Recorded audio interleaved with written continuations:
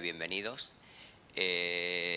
Bueno, presentar a Luis no tiene nada que ver con lo que hay aquí. Solamente yo he tenido el gusto de hablar 10 minutos con él y la verdad que te quedas embobado. Su experiencia, su capacidad, su prolijidad de escritura nos va a ayudar mucho a entender lo que vamos a trabajar el año que viene. Él está aquí, ayer hablábamos de la tecnología en la educación, hablábamos de de la LOMLOE, de esa nueva ley que ya estamos descubriendo, pero nosotros el año que viene también vamos a trabajar el objetivo, ese objetivo que es un valor de nuestra propuesta que está relacionado con la cercanía, con el lema que ahí tenéis a tu lado, ¿no? Bueno, dentro del objetivo no puede faltar la cultura del cuidado. Y si hay alguien experto en la cultura del cuidado es Luis. Yo no tengo nada más que decir, simplemente escuchémoslo, estemos muy atentos y que seguro que vamos a aprender mucho para llevarlo a lo más importante, que es a nuestras aulas, para intentar cuidar a nuestros alumnos, a nuestros compañeros y, como siempre digo, y a vosotros mismos. Así que os dejo con él. Muchas gracias.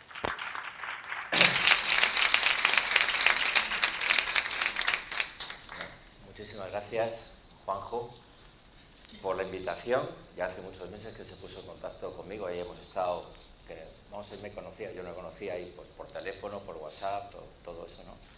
Y muchas gracias por la presentación esta tecnológica, es la primera vez que me hacen una presentación así, con fotos y cosas y tal. Vamos, esto para enseñarlo a los hijos, eso está muy bien, para recobrar un poquito de autoestima perdida como padre, ¿no? Entonces, bueno, pues nada, encantado de estar con vosotras, con vosotros. Supongo que estaréis cansados, ya si es el segundo día, ya veo que ahí con las maletas y todo ya esperando para salir rápido de este Madrid de la OTAN y de Putin y todo esto. Entonces, bueno, para ir cada uno a vuestros lugares más tranquilos que esta locura de Madrid, ¿no? Y justamente el tema que se me invitó a hablar era esto, de cuidar desde la cercanía, porque la cercanía va a ser la palabra clave, el valor clave en el que vais a estar trabajando, y sabiendo que eso es algo fundamental entre vosotros, entre los equipos directivos, pero para transmitir, evidentemente, al aula, al alumnado y a los compañeros, al profesorado, ¿no? Todos formamos una extensa red, una comunidad educativa, ¿no? Y por lo tanto el cuidado, digamos que de alguna manera nos sumerge a todos. Ya iremos hablando un poco, antes hablaba también.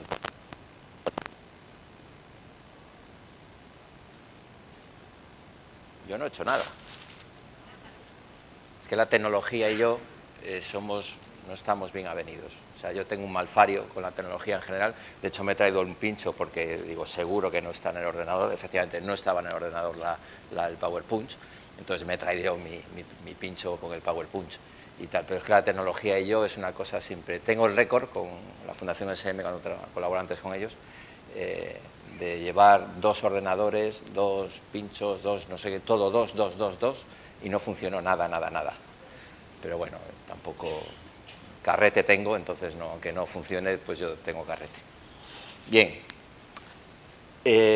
vamos a reflexionar. Yo cada vez hago menos ponencias, así en plan de decir lo que es la cercanía o tal cual, sino para mí son meditaciones con vosotras, con vosotros, de lo que creo que por dónde van las cosas, ¿no?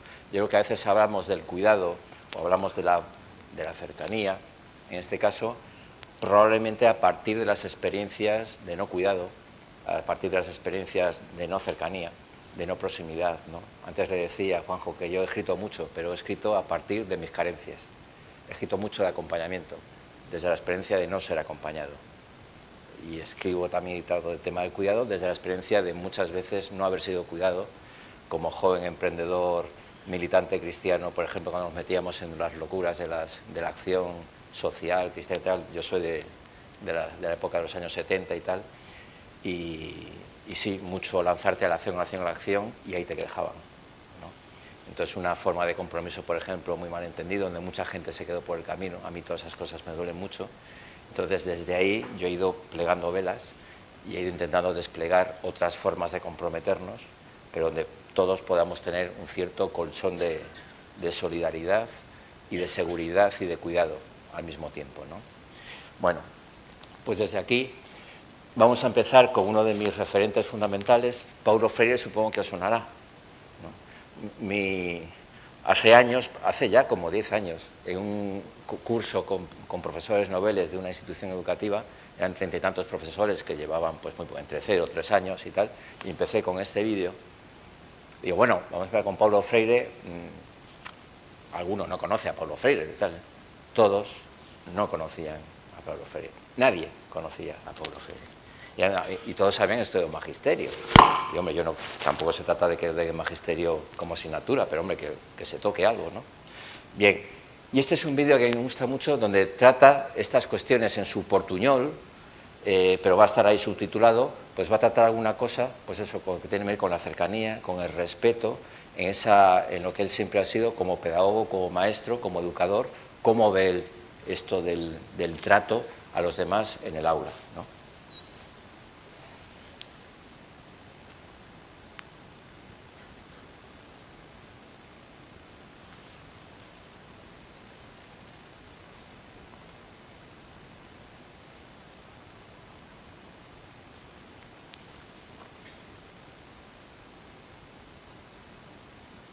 Tendría que oírse. Tendría que oírse, sí. Entonces, no sé. Mira aquí ya. Compreensão do acto de aprender. E foi exatamente a partir daí que eu hice a crítica ao que eu chamei de educação bancária. Pode ensinar a amar, que temos que amar. A única forma que podemos ensinar a amar é amando. E o amor é realmente eu creio que o amor é a transformação definitiva. Isto me disse novamente que há que partir, há que saber partir do nível onde o educando está. Os educandos estão. Este é um nível cultural, e por isso que o educador tem que ser sensível, o educador tem que ser esteta, tem que ter gosto. A educação é uma obra de arte. O educador tem que ser ético, tem que respeitar os limites da pessoa. Eu não posso entrar em ti e desrespeitar-te. Eu tenho que respeitar teus sonhos, de respeitar teus medos. Eu devo também tocar os teus medos. Como é psicoterapeuta, às vezes, psicanalista. Se tu trabalhas com um grupo metido no silêncio, há que encontrar um caminho para que ele rompa o silêncio. Agora, às vezes nós não encontramos realmente, não há receitas para isso, não encontramos o caminho certo, o caminho certo para alcançar o miolo do silêncio. Se o grupo me quer escutar, não puedo negar-lhe minha voz. Pero em seguida, eu demonstro que necessito também de sua voz. Minha voz não tem sentido sem a voz do grupo. E lo evito e lo desafio. O ponto de partida da educação está no contexto cultural, ideológico, político, social dos educandos. Não importa que esteja este contexto echado a perder. Uma das tarefas do educador é reacer isto. E nesse sentido é que o educador é também um artista. Ele reace o mundo. Ele redibuja o mundo. Repinta o mundo. Recanta o mundo. Redança el mundo. Bueno, no sé si conocíais este vídeo, pero a mí siempre me evoca tantas cosas. Yo creo que es como que nos coloca en el quicio de ser educadores, ¿no? Decía Ortega y Gasset eso, que ser éticos es estar en nuestro propio quicio, en aquello que nos permite abrir y cerrar las puertas, estar siempre en una situación de equilibrio, ¿no? Y yo creo, a mí este vídeo siempre como que me reconcilia con nuestra vocación educadora, ¿no? Y es una vocación que tiene que estar, por un lado, rodeándose siempre del contexto en el que estamos viviendo, por lo tanto, todo lo que habéis visto ayer, todo el tema de tecnología, argumentos, todo el contexto en el que tenemos que estar preparados y tenemos que estar ahí abiertos y estar seguros de ello, ¿no? Pero al mismo tiempo la educación no puede vivir si no es desde el ser artistas, ser artesanos de la educación.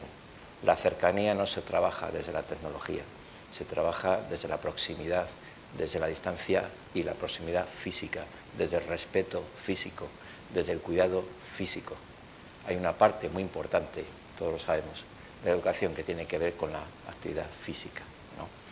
Y yo creo que esto nos lo recuerda un poco, que somos estetas, incluso ir más allá de la ética, ¿no? de la estética también de la educación, de una cierta estética también en el arte, de recrear la educación desde el respeto, decía él, desde ese llegar a lo profundo de cada uno, de cada alumna, aún así que esté el contexto echado a perder. Y cuanto más echado a perder, más capacidad y más necesidad tenemos de rehacer, de ser decía Munier, ¿no?, que hay que rehacer el renacimiento. Bueno, pues estamos rehaciendo continuamente también las vidas de las personas con las que estamos ahí, ¿no? Por tanto, en ese contexto somos mucho más artistas que técnicos. Esto es un sinvivir. Si tengo que leer, me tengo que poner las gafas. Si os tengo que mirar, me tengo que quitar las gafas. Dios mío. Menos mal que el último que he escrito es una cosa que es envejecer desde el cuidado. Pero hablando de mí, no hablaba de las personas mayores. Yo ya soy persona mayor, ¿no? Ha sido el gran descubrimiento que he hecho este año. Epa, sí. Bien, vamos a ver un poco, entonces, cuando hablamos de cercanía, cuidado, en el contexto también en el que estamos, un contexto bastante convulso, ¿no? Lo quiero significar simplemente incluso desde esta cosa que incluso que habéis trabajado y a la vez que es nuestro ritmo cotidiano de vida, ¿no? En el móvil, ¿no? Ya no dependo del móvil, estoy en él, dice el Roto, ¿no?, que es el mejor filósofo español que tenemos aquí, ¿no? Bueno, eso es estar metido en el móvil, ¿no? Magoyer, que es un antropólogo francés, habló hace ya 20-25 años de los no lugares, de esos espacios donde las personas no somos personas, los grandes centros comerciales, las grandes autovías, los aeropuertos y tal, donde da igual que estés en Singapur, en Ciudad del Cabo, en San Salvador, en Madrid, son todos iguales. Y donde puedes cruzar unos con otros, no hay encuentro, tu identidad es la tarjeta de crédito, no hay relación, son encontronazos y no hay historias de vida, no hay narrativas, estás entrecruzándote, ¿no? En el último libro de Magoyer dice, esos no lugares ya no son solamente los grandes macrocentros, las grandes autovías y tal, ahora es el smartphone, ¿no? Nuestro móvil es el gran no lugar, donde se deslizan las vidas, donde obviamente también un montón de cosas que son pues positivas, que acordémonos también del confinamiento y tal, es decir, no voy a hablar de las bondades que todos sabemos, del contacto, etcétera, pero que muchas veces podemos tener ahí el peligro de confundir la cercanía con tener muchos amigos en las redes sociales. Y claro, y es otra cosa. O que los chavales se crean que la cercanía y que tiene que ver con estar todo el día dándole a eso, que es todavía peor, ¿no?, porque ya es una generación que ha nacido en eso. Una de las constataciones que se han dado en el confinamiento con el tema de salud mental en los chavales, como sabéis, es que mientras que en el confinamiento los adultos con las redes, y sobre todo más con las redes, yo por ejemplo no tengo redes, pero con los Zoom, el tema digital, las conversaciones, reuniones que hemos hecho online, encuentros, meditaciones, un montón de cosas, los adultos nos hemos venido arriba, yo al menos me encuentro entre ellos, muchos, la gente joven se ha venido abajo. La gente nativa digital se ha visto absolutamente aislada, no le ha valido el mundo digital para encontrarse. O sea, no había recursos previos que les hicieran ponerse en sintonía y convertir el smartphone o el ordenador o el Zoom y tal en un medio, porque lo que es un medio, no es un fin. Y cuando estás confinado y lo único que tienes eso como un fin en sí mismo, estás perdido.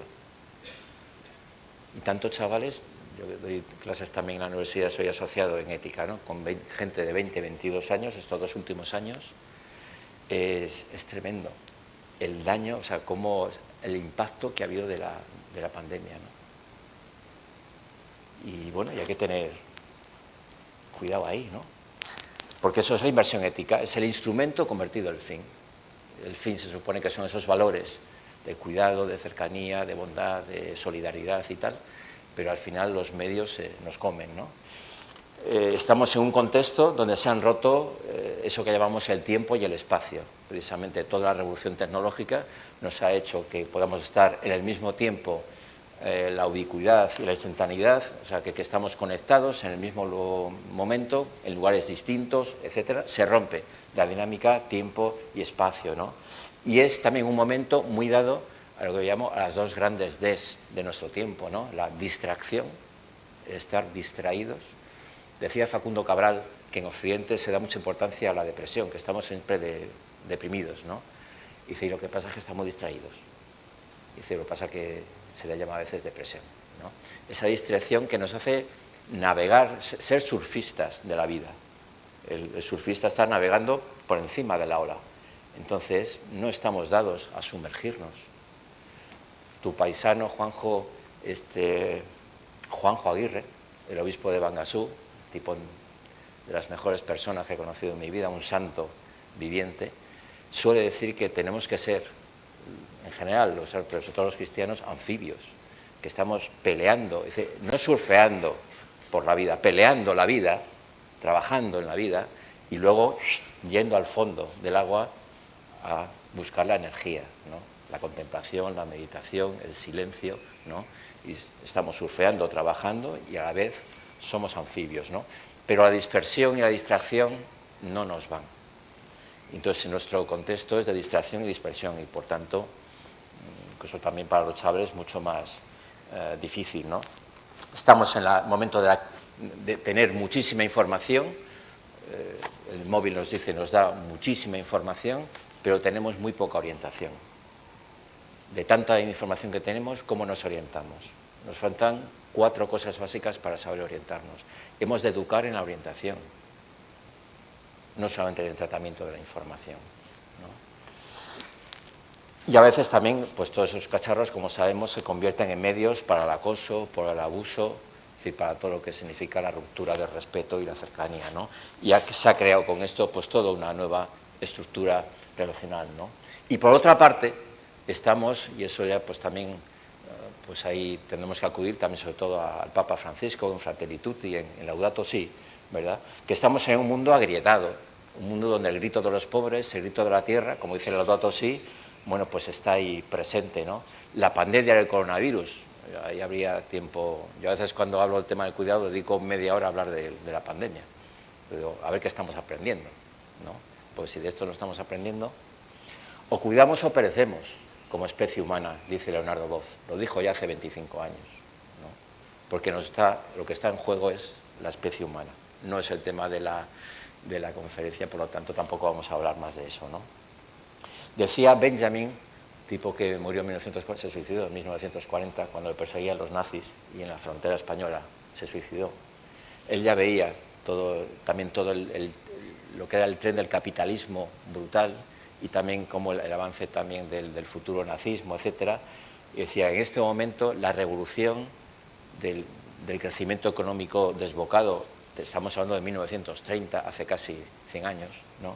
Dice, la revolución no es un tren que se escapa, es tirar del freno de emergencia. Hay que frenar esto para poder vernos unos a otros, situarnos y decir cómo queremos vivir, cómo queremos convivir, que es lo que está en juego, ¿no? Bien, entonces cuando hablamos ya del contexto, habría para mucho más, pero bueno, una cosa, el PowerPoint está a vuestra disposición, está ahí en el ordenador y luego ya pues Juanjo y tal lo enviará a los colegas por si queréis tenerlo ahí, no tanto por el PowerPoint, sino hay 2 vídeos buenos, el de Paulo Freire 1 y luego otro que pondremos al final, que esos son las cosas majas, ¿no? Y cuando hablaba de claves de cercanía, pues se me ocurrían como estas tres claves, ¿no? La clave del cuidado, la clave del reconocimiento y la clave de la aproximación, de la proximidad de unos a otros, ¿no? La del cuidado. Cuidar y el cuidado es una palabra que está de moda. Y más con la pandemia todavía más. Primera línea de cuidados, los cuidados esenciales, tiempo de cuidados, la sociedad de los cuidados. Bueno, es una palabra, yo que he trabajado mucho también en los temas que tienen que ver con voluntariado, solidaridad y tal. Yo trabajé un tiempo en Cáritas Española, entonces hace 25 años la palabra de moda, algunos os acordaréis, era la solidaridad. Y yo era el principal azote de la solidaridad de campañas, o de la solidaridad de campañas, digo, de campañas, muchas veces en los colegios hacemos campañas, y no me parece bien. El problema es cuando no hay un antes ni un después, solamente es el hacer un juego floral, ¿no? Entonces, bueno, yo eso siempre he sido muy, muy crítico con todo eso, ¿no? Igualmente, con el cuidado, yo creo que tenemos que tener al menos muchas alertas, pues claro, te viene Mafre y te dice como lema, te cuidamos, wow. Entonces, claro, ¿qué pasa? Que ya, de nuevo, el mercado, que es muy listo, dice, uy, aquí hay negocio. Y entonces vamos a chupar del cuidado y vamos a hablar del cuidado. Las residencias de mayores que estuvieron en tela de juicio, obviamente, con la pandemia, por las malas situaciones, ya todos lo sabemos, ¿no? Ahora se están reconvirtiendo, siguen igual, pero están cambiando muchas cadenas, por ejemplo, de residencias de mayores, sus nombres. Y entonces hay muchos nombres que empiezan por QUI. No por queer, sino por QUI. QUI no sé qué, QUI tal, para que remita un poco a la cosa del cuidado y que ya el personal no... Aquí se cuida a la gente. Bueno, eso hay que ganarse. Eso es como, no basta creer que te quiero si no me lo dices. Pero cuando te vea y que me digas que te quiero, pues sabré que me estás queriendo. Si no, pues con el cuidado pasa lo mismo, ¿no? Entonces, dicha esta postilla en contra de la utilización mercantilista del cuidado, como estamos viendo por muchos lados, lo que tenemos que tener un poco en cuenta es que esto del cuidado no es un invento así que ahora viene a la moda del cuidado, como la moda de la solidaridad. El cuidar de los otros nos hizo humanos. Esa es una de las imágenes que hay de Atapuerca, ¿no? A ver. Ah, bueno, no, que eso. Si os acordáis de Atapuerca, Miguelón, ese cráneo que descubrieron allá en 1992, que le llamaron Miguelón en honor a Miguel Indurain, que entonces ganaba Tours y Giros y todas esas cosas, ¿no? Y descubrieron que tenía la mandíbula absolutamente, o sea, con los estudios que hacían ahí y tal, la mandíbula totalmente con una infección muy fuerte y tal. Entonces la pregunta es, ¿esta persona cómo ha llegado a ser adulta con toda esta cosa destrozada? No podía masticar pues los jabalíes que cazaban los colegas, ¿no? Bueno, pues porque alguien le había hecho de turmis. No había turmis, es decir, había masticado la carne y luego se la había dado en forma de puré. Es decir, porque alguien cuidó de Miguelón. Miguelón llegó adulto. Al poco tiempo se descubrió un fémur de una persona con polio. El polio es una enfermedad de nacimiento, pero también era un fémur de una persona de 30 y tantos años, es decir, adulta, en los tiempos de Atapuerca, de las cuevas, y de estar por ahí danzando, cazando cosas, ¿no? Porque esa persona y cómo esa persona llegó adulta cuando no podía cazar, no podía salir de la cueva, porque la comunidad cuidó de él, porque hubo gente que se ocupó en cuidarse. Es decir, el cuidado está en la entraña del humano, de los hombres y de las mujeres. Otra cosa es que también culturalmente cómo hemos distribuido eso, que hemos distribuido fatal, ¿no? Para las mujeres fatal y para los hombres fenomenal. Porque la mayor parte de la carga del cuidado, como sabemos, está del lado de las mujeres, ¿no? De hecho, culturalmente se ha convertido en un valor femenino. Cuidar es de las mujeres. Lo de los hombres es otra cosa, es producir, trabajar, no sé qué, está en otro mundo, ¿no? De hecho, Gilligan, una psicóloga norteamericana, en los años 80 del siglo pasado, llegó a esta conclusión. Hay dos modelos, dos tipos de ética en la configuración de nuestra sociedad: la ética de la justicia y la ética del cuidado. La ética de la justicia es la organización del mundo, son principios abstractos, principios de justicia que van de arriba abajo, deductivos y tal, y que sirven para organizarnos. ¿En manos de quién está eso? De los hombres. de los políticos, militares, que en su mayoría siempre han sido hombres. Es la exposición pública, es el campo de lo público, etc. ¿La ética del cuidado qué es? Pues aquello que tiene que ver con la cercanía, con la proximidad, con estar cerca los unos de los otros, con la circularidad de la autoridad, con el ámbito privado, con el cuidar de los niños o cuidar de los mayores. ¿Y eso en manos de quién está? Culturalmente de las mujeres. Bueno, yo creo que también cuando ahora hablamos del cuidado, hablamos también de romper ese binomio y de donde antes había una o ética de la justicia, hombres, y ética o ética del cuidado de mujeres, poner una I. Y una I donde estemos todos, en todo.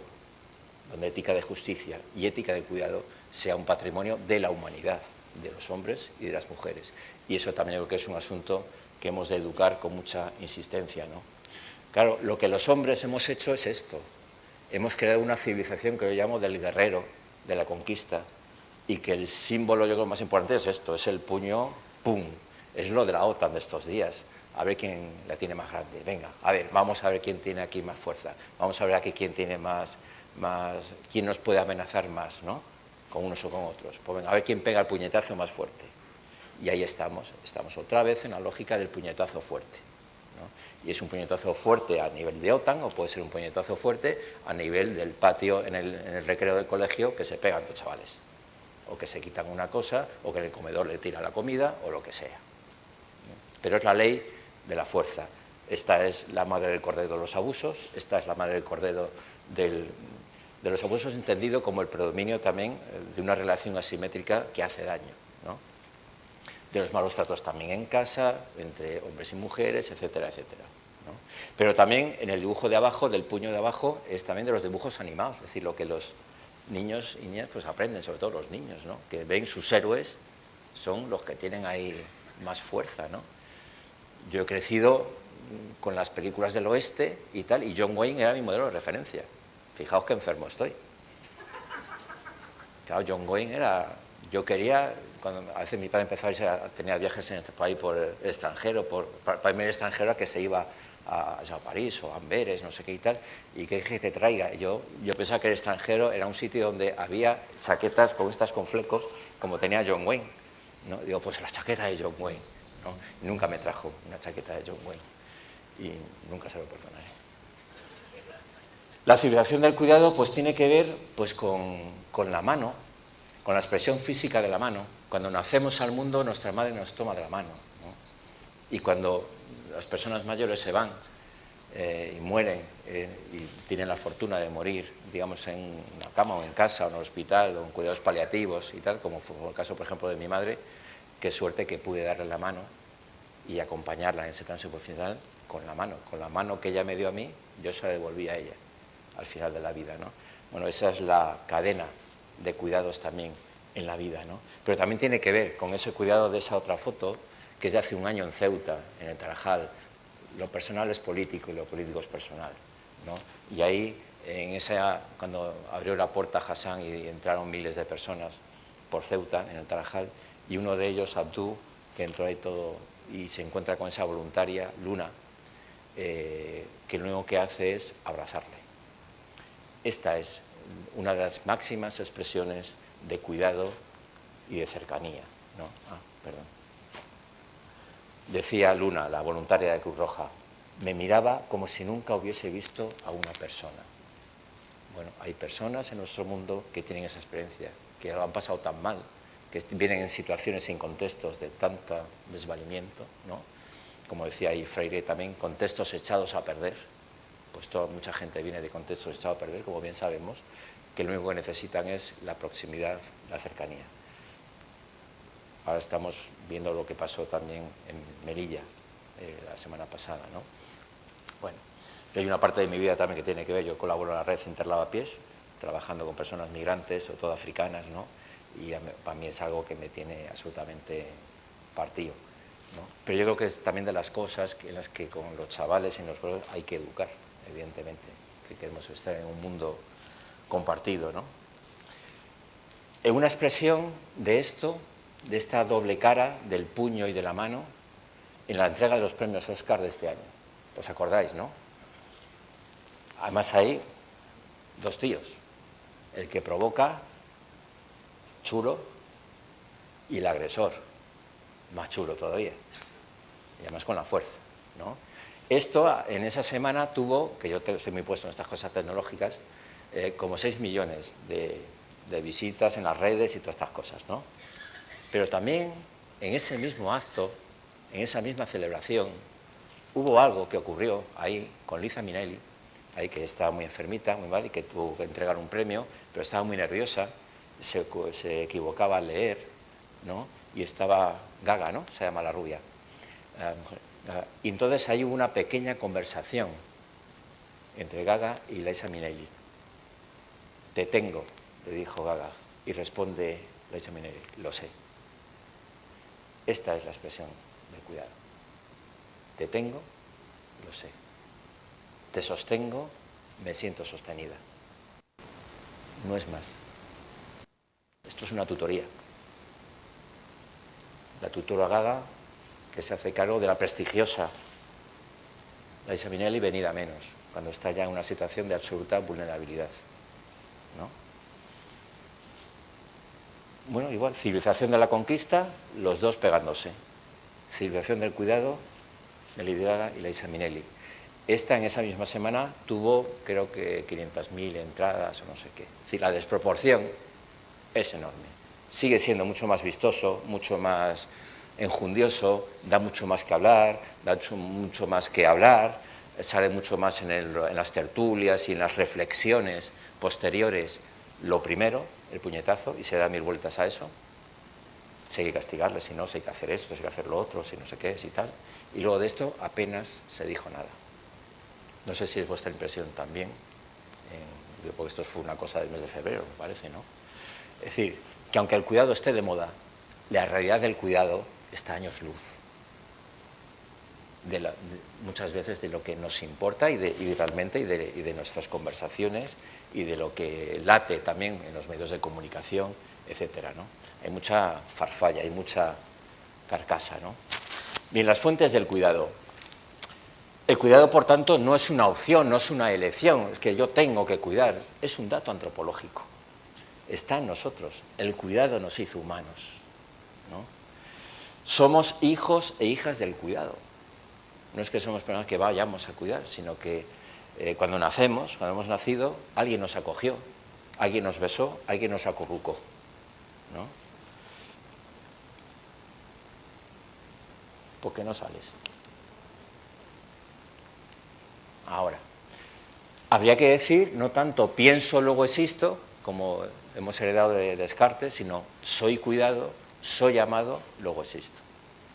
Y eso es un principio biológico, ¿no? Hemos sido cuidados, eso nos ha dado existencia, ¿no?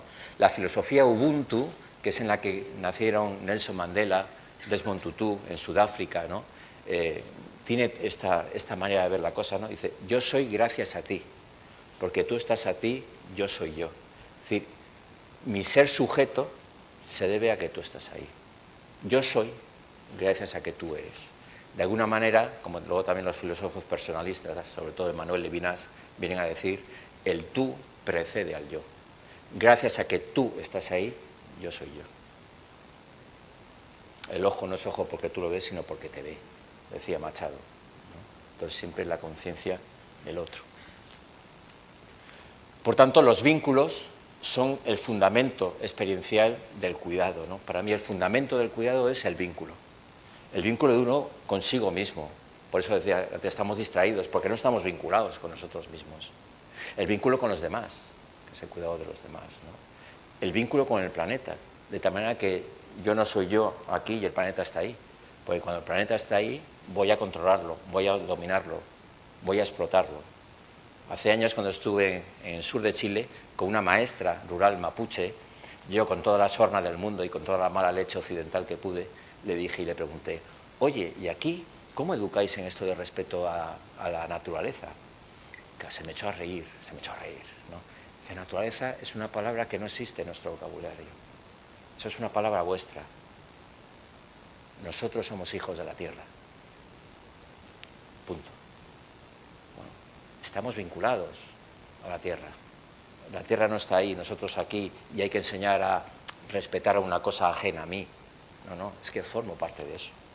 La tierra es mi madre también, ¿no? Fue una lección maravillosa, ¿no? Yo la iba sacando.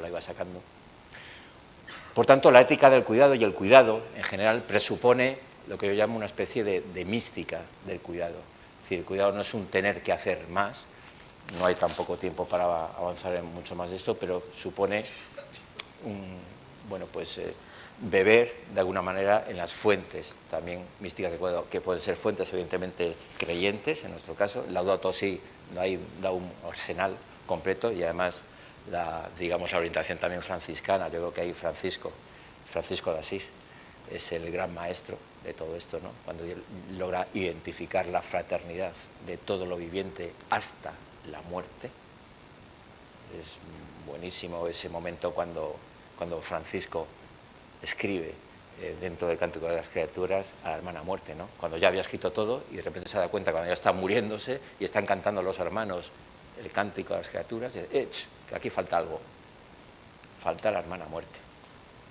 Está el agua, está el sol, está el viento, el hermano viento, todo eso está muy bien, la hermana luna, fenómeno, pero falta la hermana muerte, que forma parte de la vida y estamos vinculados también, ¿no? Eso es un salto, que no basta con constatar, sino que se trata de dar un salto evolutivo, ¿no? Yo a esto también le dedico mucho tiempo en otros espacios y tal. Yo ahí con un grupo de gente, todo de mujeres, que estamos trabajando temas de mística del cuidado, que nos juntamos una vez al mes, donde hay muchas educadoras, trabajadores sociales, etcétera, y casi en modo de retiro. Lo hacemos, llevamos casi año y medio con esto, ¿no? Porque es un tema aparte, ¿no? Cuando hablamos de cuidado, pues hablamos, por ejemplo, también del cuidado, y cuando hablo en contextos educativos, sobre todo del cuidado de la palabra, por ejemplo.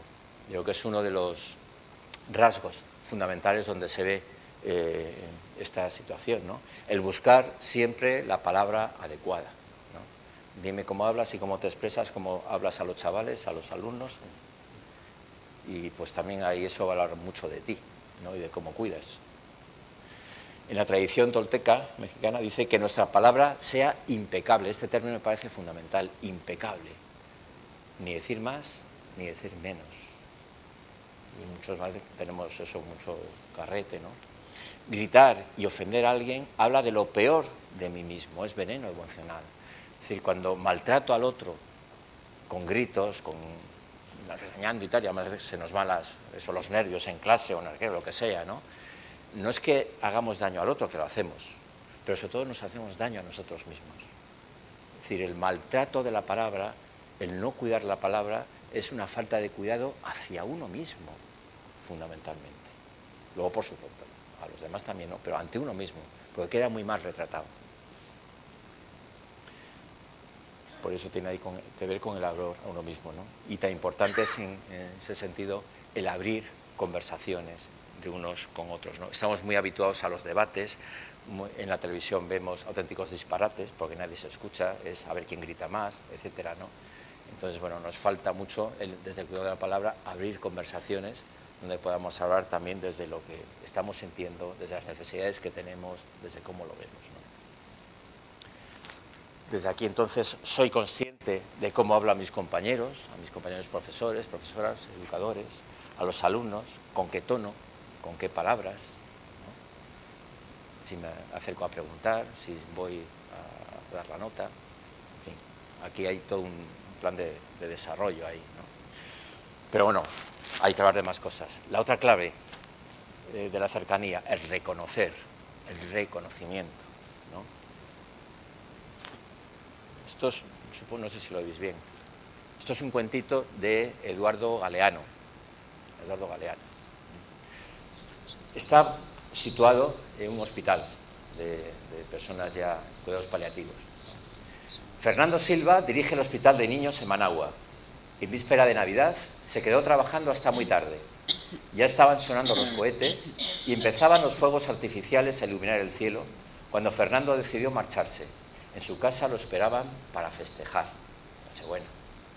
Hizo una última recorrida por las salas, era un buen currante, viendo si todo queda en orden, y en eso estaba cuando sintió que unos pasos le seguían. Unos pasos de algodón, Se volvió y descubrió que uno de los enfermitos le andaba atrás. En la penumbra lo reconoció. Era un niño que estaba solo. Fernando reconoció su cara ya marcada por la muerte y esos ojos que pedían disculpas, o quizá pedían permiso.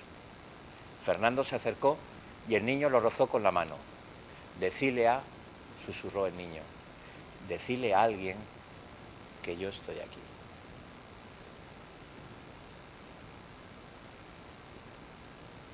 ¿Qué es el reconocimiento? Pues esto. Sacar de la invisibilidad a quien está esquinado, en cualquier esquina de la vida, en cualquier esquina del aula, en cualquier esquina del patio del colegio, en el recreo. El que está esquinado. Y todos conocemos gente esquinada, quizá mejor nosotros mismos hemos sido esquinados en algún momento de nuestra vida y hubiéramos querido que alguien se acercara y nos hiciera visible y nos llamara por nuestro nombre. Fijaos que en este cuento sabemos el nombre del profesional, Fernando, no sabemos el nombre del niño, porque era invisible. ¿No? Bueno, pues esto es para mí, el reconocimiento, ¿no? Desde la cercanía. Por tanto, desde la invisibilidad, digamos, de los lugares en los que se encuentran estas situaciones y la gente invisible, ¿no? A dejar aparecer. Dejar aparecer es una expresión que yo la vinculo con el reconocimiento, que utiliza mucho para mí un maestro chileno, Humberto Maturana, biólogo, que también murió ya muy mayor, ¿no? Que tuve la oportunidad de conocer allá, un tipo extraordinario. ¿Qué le habla? ¿Se ha ido esto?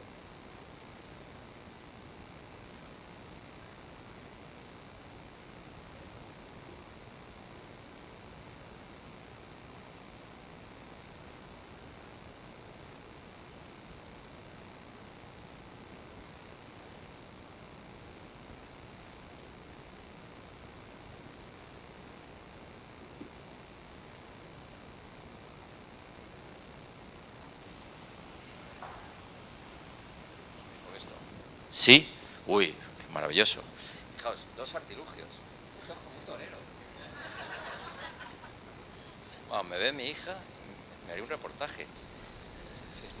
No creo que hayas podido hablar con dos cosas a la vez. Y se mete mucho conmigo con estas cosas. Bien, por tanto, el dejar aparecer, ¿no?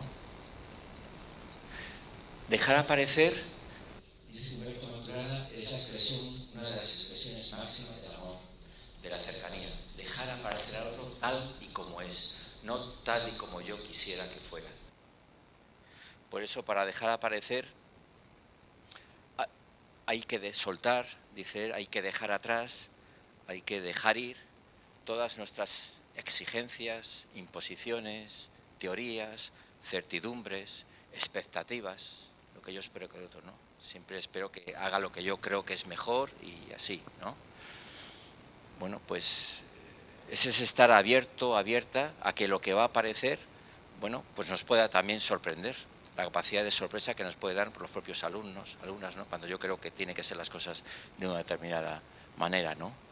Por tanto, esa manera de amar, esa manera de dejar aparecer, dice Maturana, es un acto lleno de humildad, lleno de valentía, y hay que tener mucho valor para hacerlo, porque normalmente lo que tendemos es a imponernos al otro con nuestras certidumbres, con nuestras expectativas, con nuestras teorías. Dejar aparecer, la epifanía del otro, ¿no? El dejar aparecer. Por tanto, en la relación educativa, ese reconocimiento, ¿no? De decirle a alguien que yo estoy ahí, ¿no? Tiene que ver con lo que llamo ahí las etapas del reconocimiento, simplemente ahí las vamos a nombrar, ¿no? Que es, bueno, pues todo también un fenómeno, digamos, de declaración de amor, de una manera al otro, ¿no? Que es todo un proceso que tiene que ver con el te miro, me doy cuenta de que estás ahí, y claro, todo este proceso de reconocimiento, fijaos, desde un contexto que hemos hablado antes, de distracción, de superficialidad, de que estamos con un montón de actividades, es decir, reconocimiento supone pararse. Fernando, el médico, un tipo fenomenal, un profesional auténtico, pero iba a 1000 por hora, era el día de Nochebuena, se podía haber ido ya. Pero bueno, como es buen profesional, hace una última batida. Pero se olvida de lo importante. Porque está, en el fondo, está otra cosa. Está otra cosa, ¿no? Por tanto, te miro, me detengo y te miro, sé quién eres, ¿no? Y te veo, me acuerdo de tu nombre, estás en esta situación, tal, ¿no? Te reconozco tu situación de debilidad, o que estás enfermo, o que tu familia está mal, o que has estado tiempo sin venir a clase, lo que sea, ¿no? Además te lo digo, y hablo contigo, y pregunto, y me molesto por saber cómo estás, ¿no? Te legitimo. Legitimar ese proceso por el cual el otro es un otro tan digno como yo. Que el otro sea un alumno, que el otro sea un padre de familia, o que el otro sea un obispo, me da igual, es tan otro como yo. Ni más ni menos. Y actúo en consecuencia. Bueno, todo ese proceso. El reconocimiento sería llevar adelante ese proceso, ¿no? Por lo tanto, se trata de identificar a todos los invisibles, por la causa que fuere, también en nuestros colegios, en nuestros espacios educativos, en nuestros compañeros, ¿no? Se trata de dejar aparecer al otro con lo que trae, no con lo que nosotros queramos que traiga, y hacer del encuentro un espacio de reconocimiento. Luego veremos también un pequeño vídeo sobre esto, ¿no? Creo en ti. Creo que el mayor acto de reconocimiento tiene que ver con esa afirmación, es decir, creo en ti, ¿no? Uno de los grandes problemas que tenemos con la cuestión, yo estoy trabajando también aquí en Madrid con el dispositivo Repara del Arzobispado de Madrid, que trabajamos con los temas de abusos sexuales en contextos de iglesia, ¿no? Una de las grandes dificultades y de los grandes pasos que hay que dar siempre con las víctimas, sean menores, sean mayores de edad, es cuando te sientas con ellas, puedes decir, creo en ti, date tranquila, porque han pasado todo un calvario de gente que no le cree. ¿Y cómo voy a decir si nadie me va a creer? La vergüenza, la culpa, todo lo que está ahí encadenado, ¿no? Porque nadie se va a creer. Y además cuando normalmente el agresor es una figura de autoridad de la institución en la que se está. Pues fíjate tú. Es un tema muy, muy complicado, pero que ese creer en ti desde la cercanía, pues hace mucho, ¿no? Mi colegio es espacio de reconocimiento personal. Sería una de las cosas que se podría trabajar, ¿no? Y aproximarnos, la proximidad. Hay un filósofo catalán, Josep María Esquirol, que a mí me encanta, y que le habla de esto. La proximidad, dice, solo la proximidad nos salva. Nos salva en el encuentro con el otro, ¿no? Porque claro, aquí tenemos el riesgo de estar en la polarización de las distancias. Hay un extremo de la distancia que es la indiferencia, ¿no? Que a veces podemos tener esa carga de indiferencia, es decir, estoy ya tan abrumado de problemas, con tanta carga, con tantas situaciones, que bueno, voy a tomar distancia, pero tomo tanta distancia que me sumerjo en la indiferencia ante lo que les pase a los demás, ¿no? Es esa distancia total, ¿no? Por tanto, es la situación de no proximidad, carencia de proximidad. Si hay cercanía, tiene que haber proximidad. Desde la no proximidad no hay cercanía. Pero ojo, también en el extremo contrario la cosa va mal. Es decir, en una situación de dominio, ¿cuándo hay dominio del otro? Cuando hay una supresión total de la distancia. Cuando invado el terreno del otro. Cuando me meto y rompo todo tipo de respeto físico y psicológico y moral y espiritual con la otra persona, ¿no? Esta es la cuna del abuso de poder, por ejemplo, abuso de conciencia y luego, por supuesto, abuso sexual, ¿no? Que es el exceso de proximidad. Tan exceso que invades al otro. Tan exceso que también se produce, precisamente en ese exceso, es cuando se produce también la confusión de roles y cuando se produce la no proximidad, evidentemente. Y la no cercanía y el no cuidado, sino todo lo contrario. Por tanto, la distancia adecuada, que sería, igual que antes hablamos de la palabra adecuada, ¿no? Ahora hablamos de la distancia adecuada, o lo que llamo aquí la sabiduría del acompañamiento, tiene que ver con que somos cuidadores en lo que yo llamo las distancias cortas. Esto además también lo sabéis muy bien, además en las etapas educativas, pues en la etapa infantil es cuando hay que estar ahí, totalmente, eso, físicamente al lado, ¿no? En bachillerato ya no, además te pegan una coz, ¿no? Pero bueno, ese es el desarrollo también, algo parecido también a lo que nos pasa a los padres y madres de familia. Al principio estás muy cerca y luego ya te echan de casa a ti, ¿no? Entonces, bueno, pues ahí. Pues somos cuidadores en las distancias cortas, fundamentalmente, ahí, ¿no? Y claro, y ahí hay que, con todo el respeto y con toda la cercanía y con todo el cuidado, ¿no? Y también sin llegar a situaciones también que yo entiendo que, por ejemplo, en este contexto que estamos, también hay muchas confusiones, ¿no? Cuando hace 5 o 6 años yo estaba elaborando un marco ético para una institución educativa con 18 colegios en España, ¿no? ¿Por qué querían hacer un marco ético? Porque los padres y madres estaban ahí pegando cohetazos a las juntas directivas de los colegios para que hubiera algo que controlara estas cosas que empezaba a haber de acosos, de abusos y tal, y que hay que poner orden, ¿no? Y que queden las normas claras y las prohibiciones claras, lo que no hay que hacer.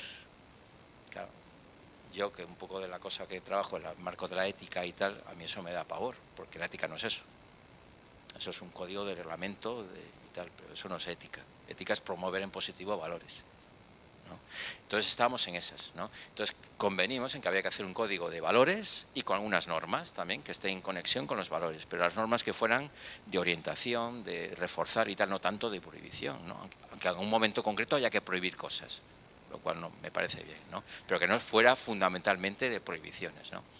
Entonces, yo trabajaba con una comisión, con profesores, profesoras, directores, equipos directivos, y un director, con perdón, de un colegio muy abrumado aquí de Madrid, que había habido muchos problemas, también es verdad, y decía, hay que poner por escrito, prohibido tocar a los niños.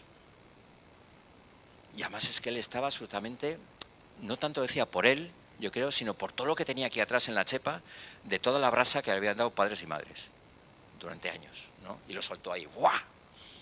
Y una profesora de educación infantil de Zaragoza dijo, bueno, ponerlo si queréis, pero yo me voy del colegio. Llevo 25 años trabajando en educación infantil y si yo todos los días a recibir a los niños y a las niñas no les doy un beso y un abrazo, yo no me siento educadora.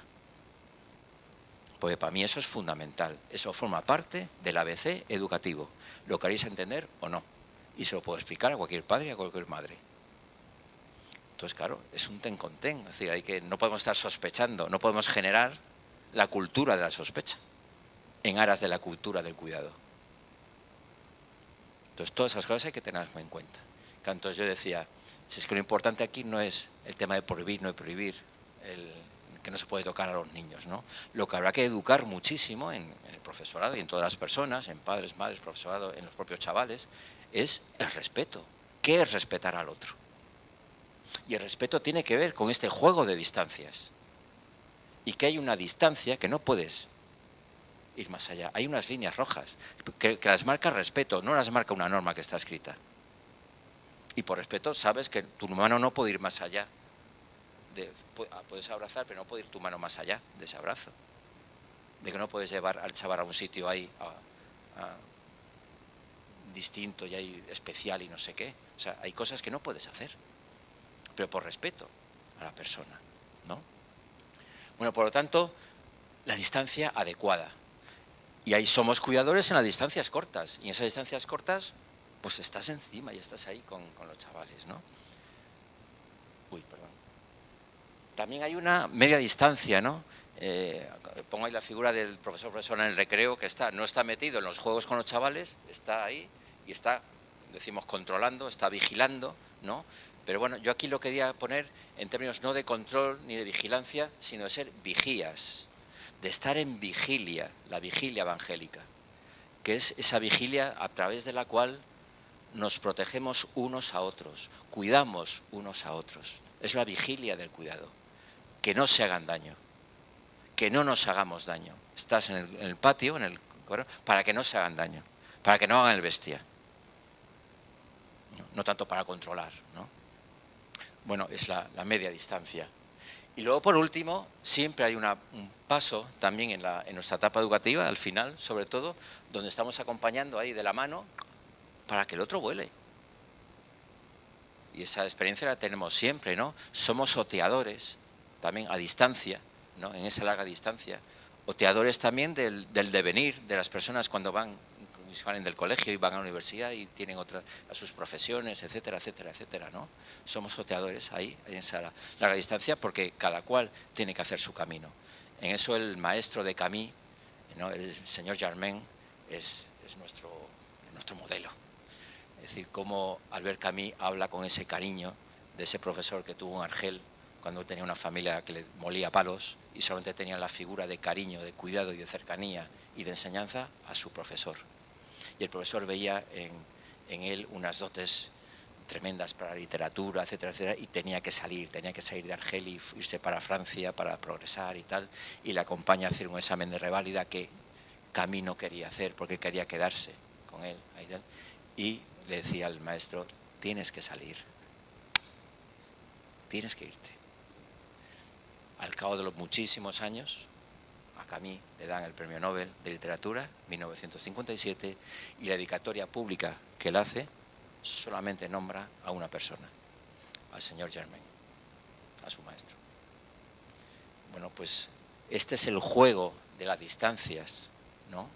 De cercanía, de distancia adecuada, que nos convierte efectivamente en maestros y maestras, no solamente en profesores, en maestros y maestras como el señor Germain, ¿no? Por lo tanto, a partir de aquí, y ya voy plegando alas, habría que hacer un ejercicio, que ahí los dejo para igual en vuestros colegios, con la gente, con el profesorado, etcétera, ¿no? Teniendo en cuenta este cuidar, este reconocer, este aproximarse, ¿no? ¿Qué cosas igual tenemos que dejar ir? Cada uno de nosotros mismos, como colectivo, como comunidad, como profesorado, como colegio, ¿no? ¿Qué cosas deben quedar atrás que ya no nos hacen bien en todas estas cosas, ¿no? Y dejar venir, como las olas que van llegando a la playa, ¿no? ¿Qué cosas van viniendo que tenemos que recibir, ¿no? Tenemos que dejar aparecer, que están conectadas pues eso, a nuestra fuente de cuidado, nuestra fuente de reconocimiento, nuestra fuente de la proximidad, ¿no? Que en el fondo es fuente de amor, ¿no? Y al futuro también que emerge. Estamos en un tiempo de cambio a todos los niveles. El Papa Francisco Solar, estamos en un cambio de época. No vamos a meternos ahora. Y ese cambio de época tiene que decir que hay algo que está muriendo y algo nuevo que están haciendo. O nos apuntamos a lo nuevo que están haciendo o estamos perdidos. ¿Qué pasa? Que lo nuevo que están haciendo no tiene nombre. Lo tenemos que ir bautizando entre todos y todas, con nuestro trabajo también, ¿no? ¿Da tiempo a 4 minutos? Bien, creo en ti, como síntesis de todo esto que he querido simplemente aquí compartir con vosotras, con vosotros, ¿no? Esto es un vídeo que no sé si conoceréis de estas cosas que hay en el BBVA, que luego aparecen en El País y dices, uy, pues esto pues, que son exposiciones de 40 y tantos minutos y luego siempre hay un resumen que hace El País de 3-4 minutos, ¿no? Esto es de Fernando Romay, que como es de mi generación, pues hay que promover a la gente de mi generación, ¿no? Romay era un jugador, como igual conocéis, como ha salido luego mucho en la tele y eso, de baloncesto, bastante desgarbado, muy alto y muy desgarbado. Va a contar su experiencia cuando vino a Madrid. Vino a Madrid con 14 años para hacer una prueba en el Real Madrid de jugador de baloncesto. No tenía ni idea de que era eso del baloncesto. El volumen quizá habría que ponerlo un poco más.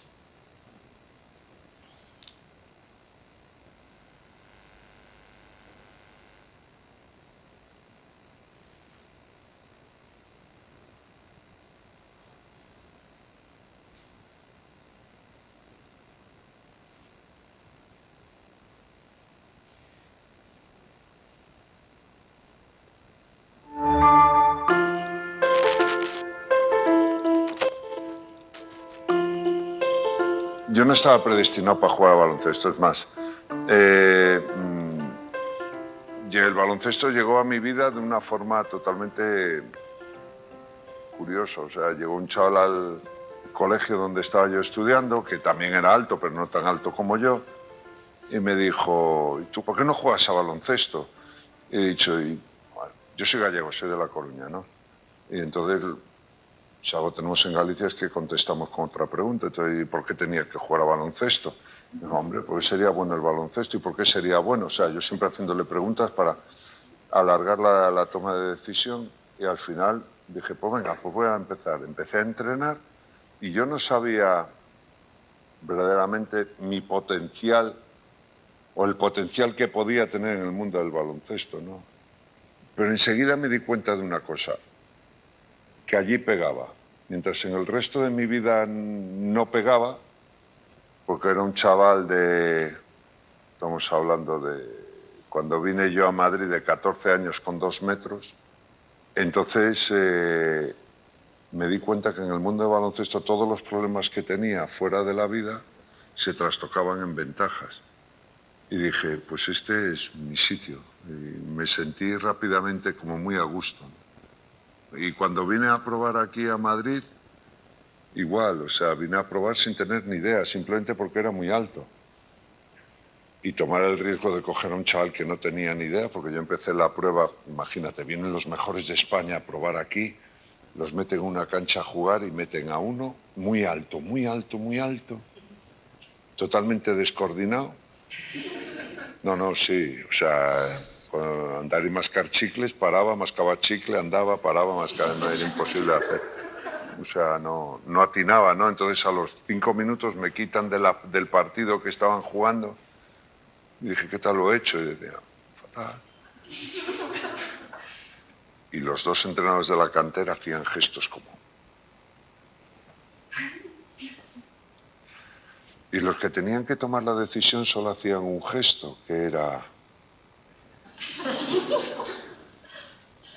Y yo estaba abajo mirando, todo esto imagínate, como 10 grados para arriba, no oías lo que decían, solo veías los gestos.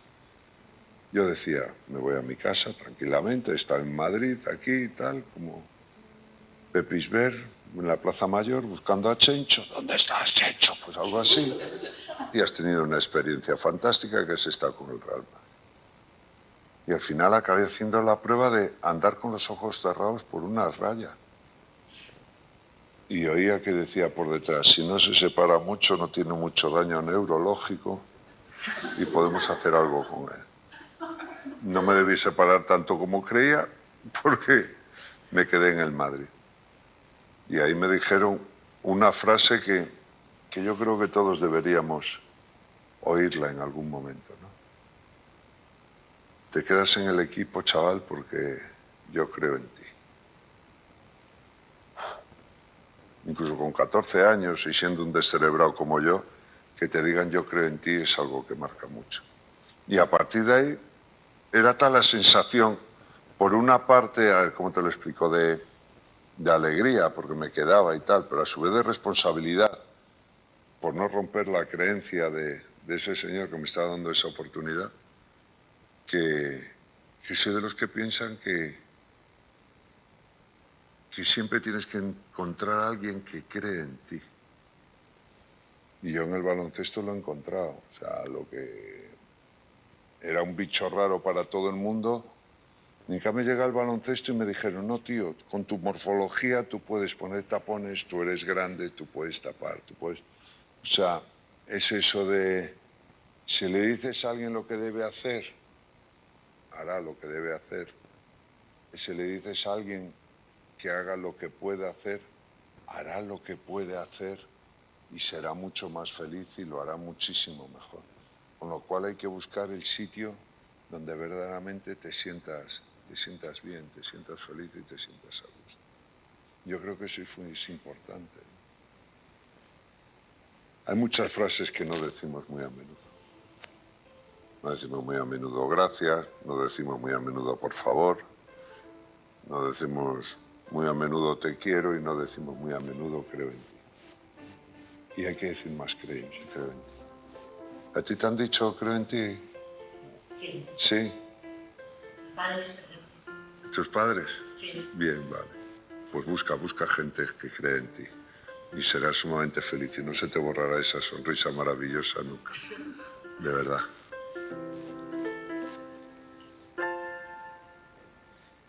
Creo en ti, ¿no? Fijaos la fuerza de eso en su vida, ¿no? Y algo muy ligado también, yo creo que también el mundo de educación. Creo en ti, creo en tus posibilidades. Y tus posibilidades no son infinitas. Tus posibilidades no son ilimitadas. Estamos en el mundo de lo ilimitado. Tú puedes con todo. Tus sueños serán realidad. Tú solo te pones los límites. No tienes límites.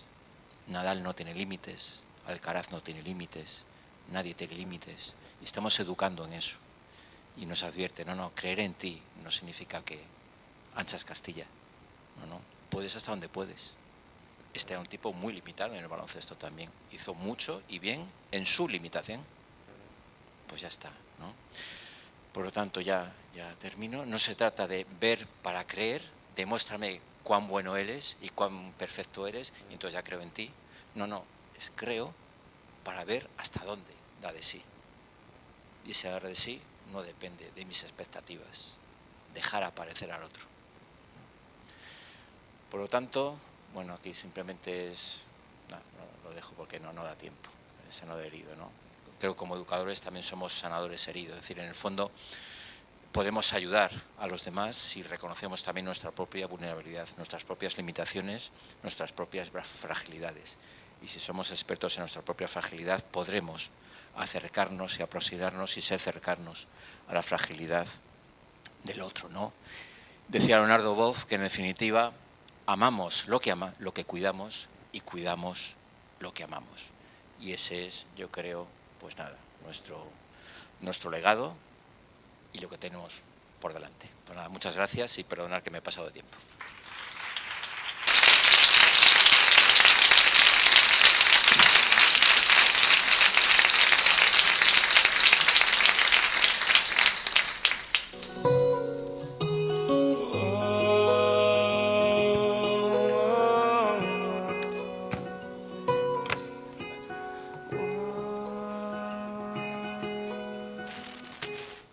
Bueno, muchas gracias, Luis, me ha encantado personalmente. No voy a decir nada porque le doy la palabra a ellos. Si alguien quiere hacer una pregunta, es el momento. Si no, yo te aburro.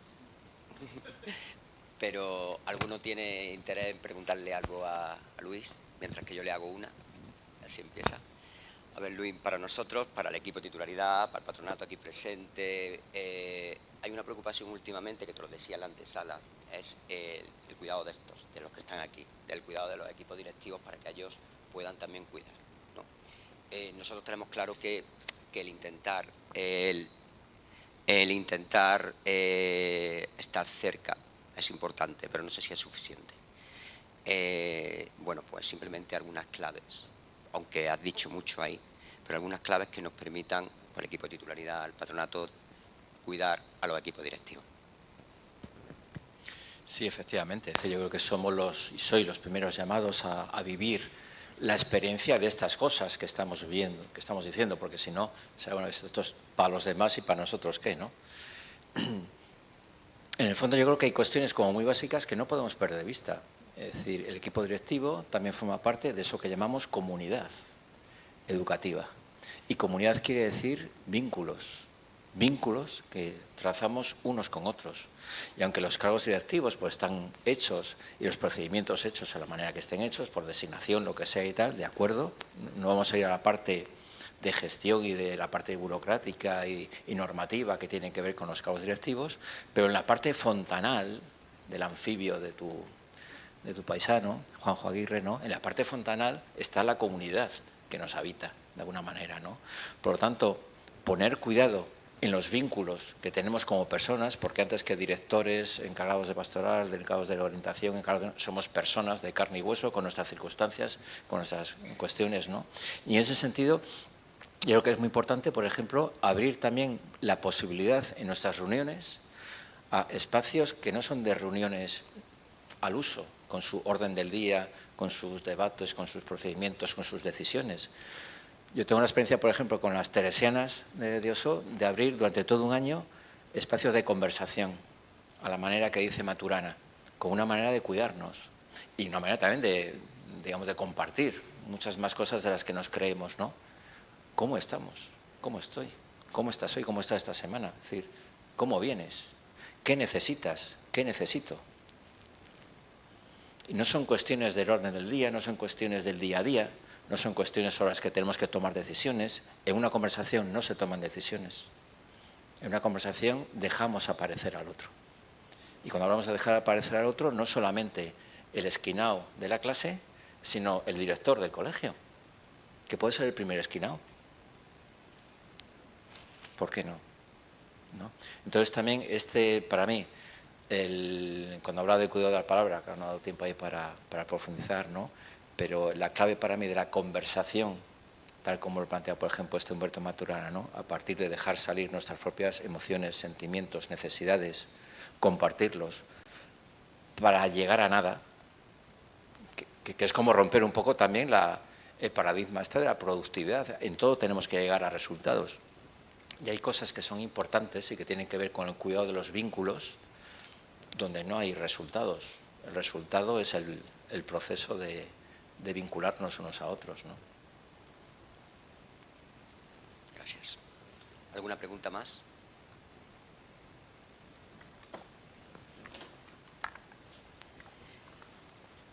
A ver, bueno, primero muchísimas gracias, me ha encantado todo, creo que lo he copiado todo, o casi todo, lo he intentado por lo menos. Yo soy de la generación que estudió a Paulo Freire, intento imitarle, evidentemente. Hay algo que acabas de decir, quizá un poco, lo de ser eficaces, lo de... Yo querría que nos dijeras algo en cuanto a todo lo que has dicho y la palabra tiempo. El no tengo tiempo, yo recuerdo todos los encuentros de profesores nuevos que les digo, chicos, os lo decía cuando estaba más con ellos, cuando entráis al colegio el día sigue teniendo 24 horas. Tenemos tiempo para lo que hemos decidido tener tiempo. ¿Cómo organizamos esto? ¿Cómo dedicamos este tiempo a hablar, a estar simplemente, a escuchar? Pues si tenemos tanto que hacer y no tenemos tiempo. ¿Nos podrías echar una mano?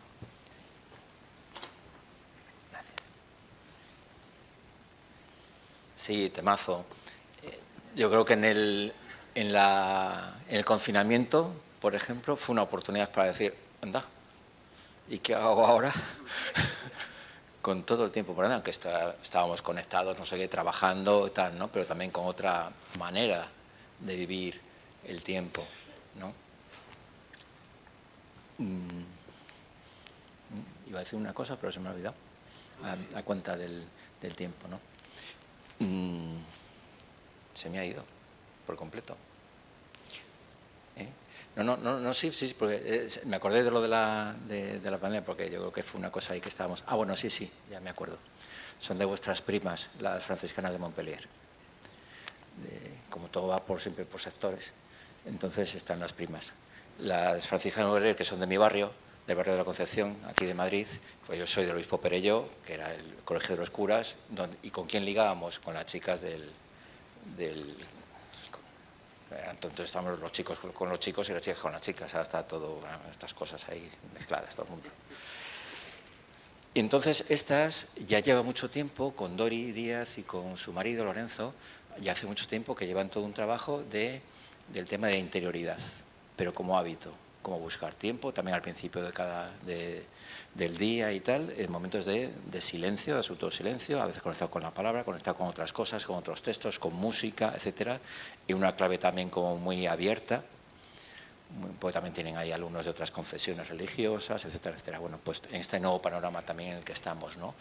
Pero sin descuidar la espiritualidad, es decir, que la espiritualidad no está solamente conectada con una fuente religiosa concreta, la católica nuestra, sino que puede abrirse a otros espacios, ¿no? Entonces, el momento de silencio, de interioridad, ¿vale?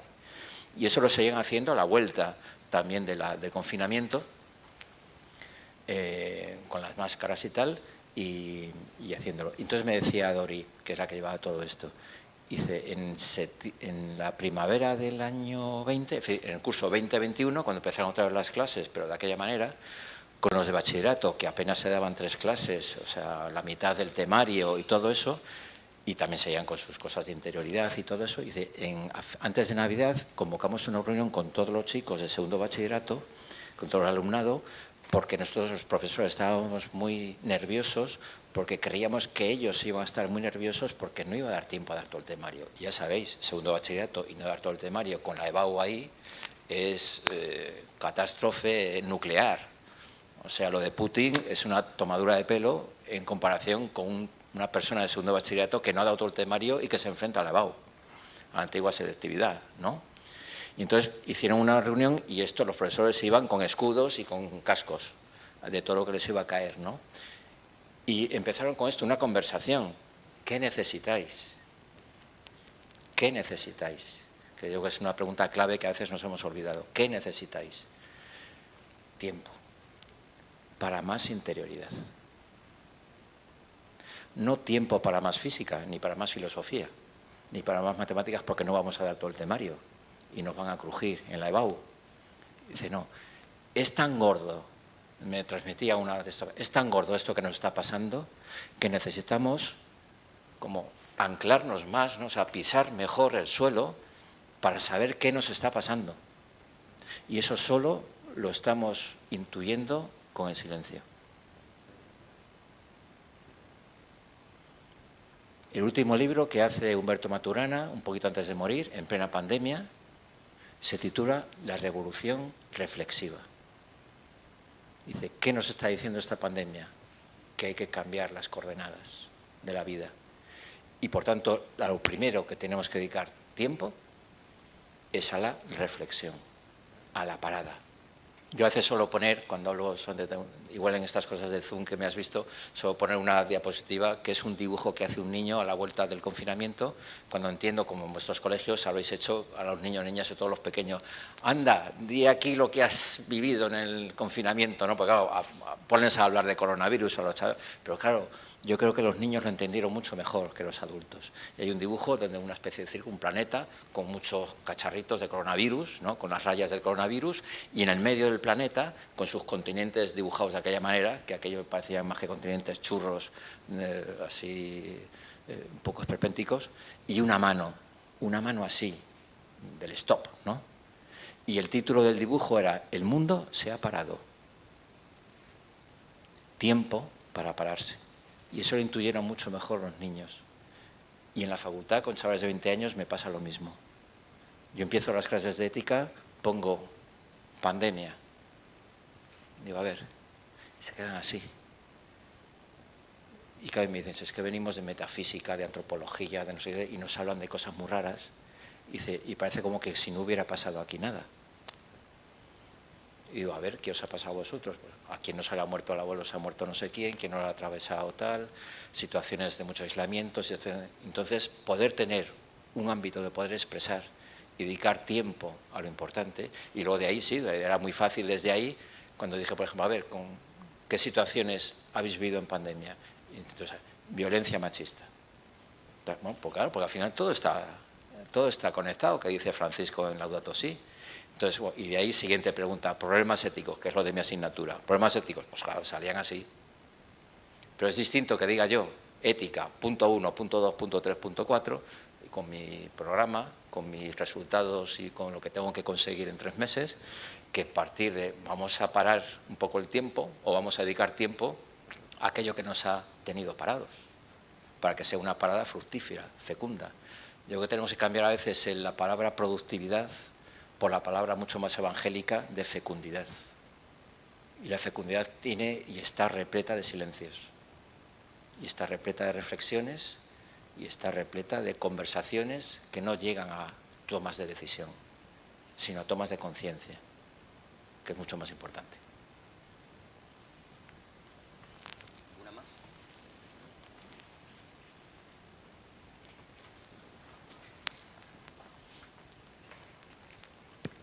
Luis, yo quiero darte las gracias, ¿no? Porque creo que es una suerte el haber podido escucharte hoy aquí todos nosotros. Yo creo que a todos nos gusta, ¿no? Y a todas que nos cuiden. Pero me gustaría que nos dijeses algo sobre cómo actuar con aquellas personas que, queriéndolas cuidar, pues no nos lo ponen nada fácil en muchas ocasiones.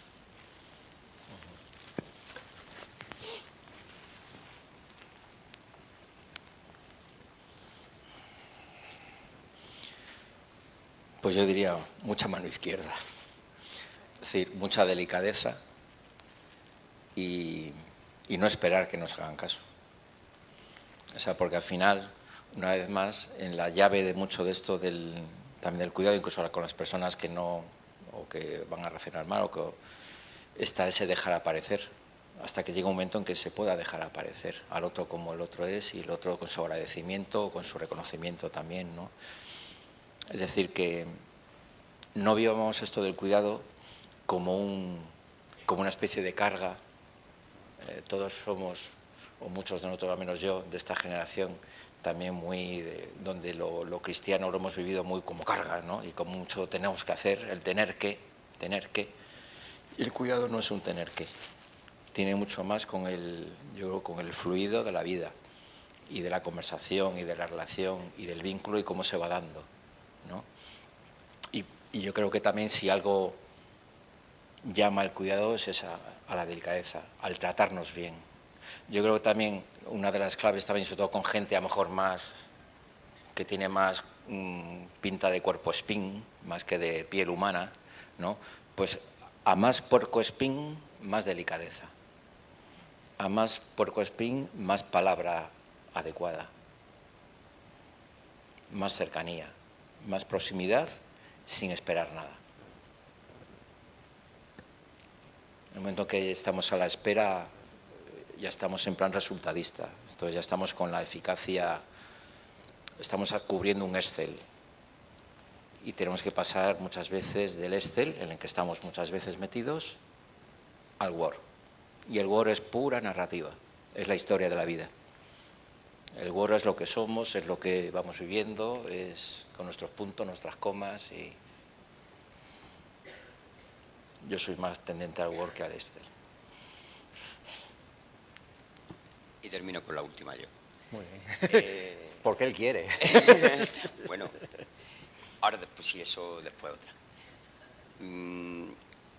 Creo que de la última diapositiva que has puesto decías cosas que hay que dejar marchar y otras cosas que hay que dejar venir. Y dentro de las cosas que aparece una palabra fuente, ¿no? Claro, yo veo fuente y automáticamente me voy a identidad, ¿vale? Cosa que también está muy preocupado por nosotros, ¿no? Estamos muy preocupados por ese tema de conservar la identidad, actualizándose como debe de ser, pero siempre con nuestra identidad. Nuestro referente está claro, Jesús de Nazaret, Francisco y Mariana, nuestra fundadora, que además resume más o menos su proyecto de vida de amor y sacrificio, caridad verdadera, amor y sacrificio, ¿no? Entonces te preguntaba, en relación con lo que estamos viendo hoy, alguna clave, alguna orientación para permanecer o que se nos tiene que identificar como colegios de la Fundación Educativa Franciscana Ana Mogas, ¿qué no puede faltar en esa identidad que tenga que ver con lo que estamos viendo hoy? No, yo ahí sí que no me atrevo a decir, estáis en ello, es decir, este mismo acto es un acto identitario, es un acto que refuerza las claves de vuestra identidad y que navega un poquito en ese sumergirnos, como Juan Aguirre, a las fuentes de vuestro actuar, ¿no? Yo sí, a veces cuando hablo de estos temas de identidad, a veces me da mucho miedo lo de la palabra identidad, ¿no? Yo soy un profesional de la identidad. Digo profesional porque tuve que escribir y formular la identidad de Cáritas en los tiempos del año 96-97, donde había unas peleas ideológicas enormes, ¿no? Luego llegué a la editorial PPC y tuve que hacer el documento de identidad de PPC desde una clave también creyente y tal, porque había también palos a todos los niveles, siempre como eso. Y yo siempre, al escribir, yo escribía, pero esto no es la identidad. Es decir, la identidad es abierta. La identidad no podemos meterla en 4 párrafos, ni en 7 ni en 8, ni podemos, y el legado de la identidad no podemos transmitirla en un documento que damos al profesor que viene nuevo. Claro que hay que dárselo, para que vea y tal, pero tiene que ver mucho más con un asunto más experiencial y sobre todo cuando hablamos de fuente es simplemente desde dónde hablo, desde dónde hago, desde dónde enfocamos las tutorías, desde dónde enfocamos la resolución de los conflictos, desde dónde elaboramos o no un marco ético, desde dónde un plan de acción tutorial o lo que sea, ¿no? Desde dónde las actividades extraescolares o el viaje de fin de curso, me da igual. Desde dónde hacemos las fiestas. Todos esos desde dónde hacen referencia a nuestra identidad. Pero identidad no entendida como un documento, sino como una fuente de sentido que emana y corre aunque es de noche, que decía San Juan de la Cruz, ¿no? Y la fuente sigue convocando a todas las criaturas, dice una parte del poema, ¿no? Y aunque es de noche, respondemos a oscuras. Bueno, la fuente a veces no es nítida y la fuente no nos ciega con su luz. La fuente está también a veces en la penumbra y más en estos tiempos, ¿no? Entonces, la fuente de la identidad no es tanto un lugar seguro cuanto un aprendizaje y una búsqueda compartida. Somos comunidad para ir aprendiendo y dando pasos para decir y para corregirnos también desde dónde estamos actuando. Y, por ejemplo, una clave franciscana en un momento como estamos, también de sociedad y de mundo y de humanidad, ¿no? Simplemente cogiendo con la referencia de Laudato Si, como hablamos también antes de esto, ¿no? A todos los niveles, en relación con uno mismo, con los demás, con la naturaleza, etcétera. Hay unas claves ahí y de manantiales de sentido enormes para poder sumergirnos en ella y nadar todo lo que queramos. Pero nadar sumergiéndonos. Para surfear ya habrá tiempo. Muy bien, pues muchísimas gracias, Luis. Yo solamente quiero agradecerte desde la primera llamada por teléfono.